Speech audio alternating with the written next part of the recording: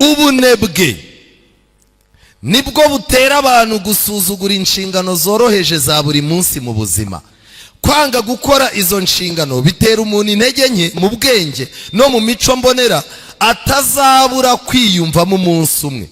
Igihe kimwe muri ubwo buzima bw'ubunebwe inenge ye izivumbura yigaragaze neza.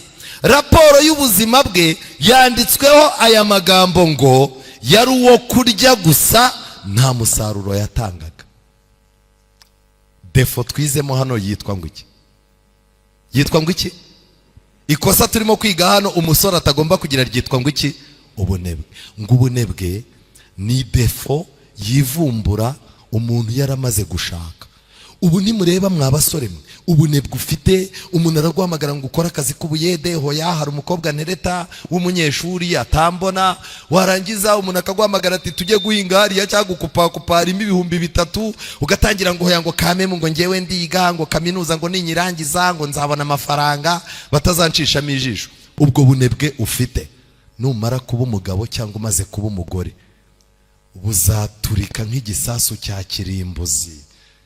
Abantu bajye baza bakureba uri umugore, babwira umugabo wawe abaherekeje ambwire bati ufite umugore, icyo amaze n'uwo kurya gusa. Riravuzwe ntirivuzwe.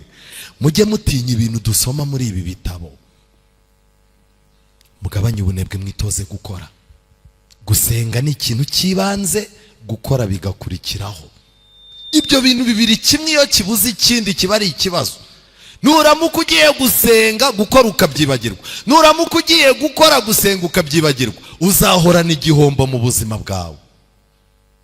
Iyo ni inama ya mbere.